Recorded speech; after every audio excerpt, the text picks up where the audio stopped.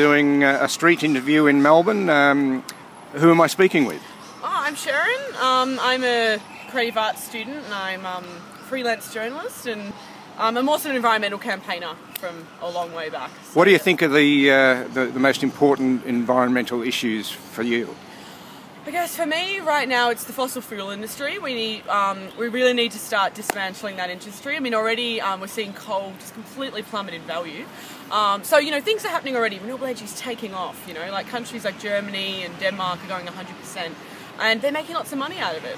You know, so here in Australia we're thinking of tearing up our Great Barrier Reef for coal that nobody really wants to buy anymore internationally. So we're going to start looking at, you know, solar and wind as real alternatives, because, you know, we've got so much of it here in Australia. Can I just point out to you that that it's not a question of people are not buying our coal. It may well be that the global market is being affected by the efforts of Greenpeace and the like. However, the old saying is no coal, no dole. It's industries like coal and petroleum that are actually paying the taxes that are allowing universities and hospitals and roads and police to function in Australia and other countries around the world. So, look, I'm all in favour of exploring alternatives energy sources, but we have to be realistic and appreciate that at least for the foreseeable future, things like coal and petroleum are going to be the primary sources of power. All right, could I just respond to that? Sure. Yeah, sure. Okay, so with first I'll talk about the taxes you were talking about there. That might have been how things worked back in the day. Right now, fossil fuel subsidies are basically tax breaks and things directly paid to fossil fuel companies by the government. Can you give an example of that? $13 billion. Okay, well, the fossil fuel, the tax rebate, yes. The fuel tax rebate scheme. So basically that's $2 billion a year that we, as taxpayers, directly hand over to mining companies. And you can research all this. So basically that's the equivalent of like every Australian once a year handing over like nearly $200. Would you to suggest mining that companies. the net result of the tax system is that the coal companies and oil companies are receiving money from the revenue or paying money to the revenue?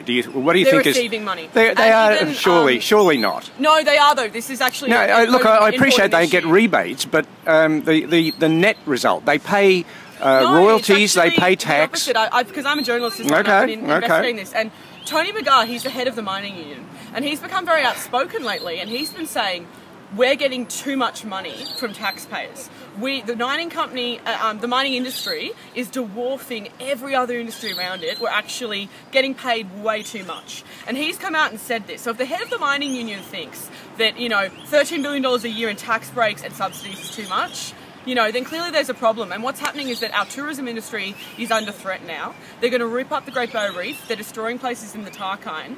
And, you know, we've got a massive, horrible budget looming over our heads, but they haven't even thought about just, you know, slightly changing the system of fossil fuel subsidies. That could bring in, you know, even just $2 billion in revenue that could be spent on education or or health. I don't really agree with that idea that mining companies are propping up education and health. That's not the case anymore.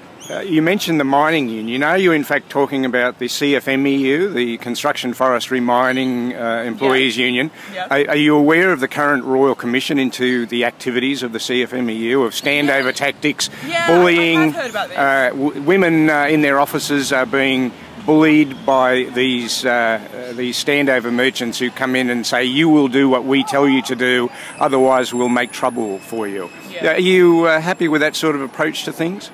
I'm not really sure what you're referring to. Like, so you're unaware of the Trade Union Royal Commission? No, but what does this have to do with what we're talking about? Well, you brought up the mining union, so I'm responding to your comment. Yeah, if you'd rather not talk about that. That's not really my area of interest. Okay, all right. Well, you brought it up. I didn't bring it up. I'm talking about the mining union. Well, I'm talking about that's the CFMEU. But I'm specifically talking about fossil fuel subsidies. I'm not really talking about how they work as an organisation. Right. Can I ask you, there's an issue of social importance now. I mentioned one issue. Now, gay marriage. Are you in favour of gay marriage? Absolutely.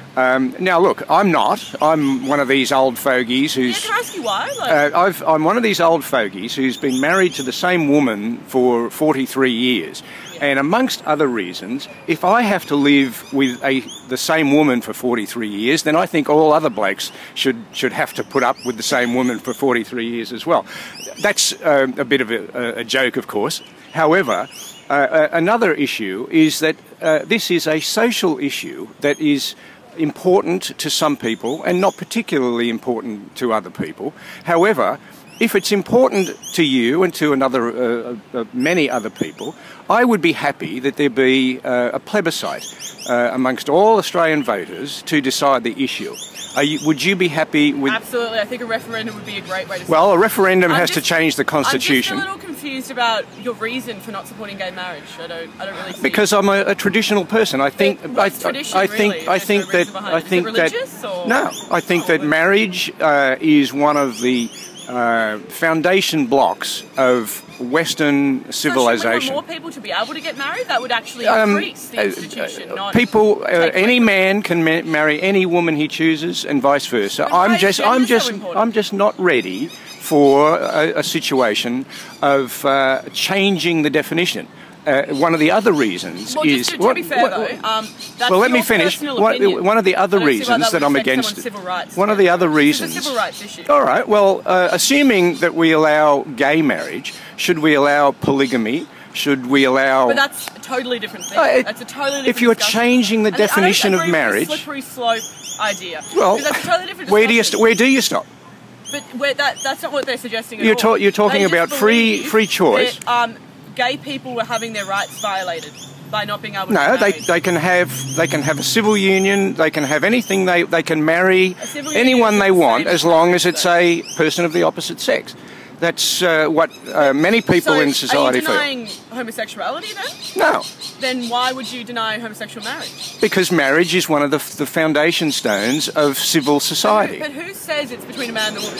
That's in the well, I do, and a number of other people. But that's just an original, outdated text. Before we realise that homosexuality is a real thing, it's a scientific thing, it's not a choice. All right. It's just an outdated thing. It's time to update the law. The laws need updating all the time. With some of them do, and some of them don't.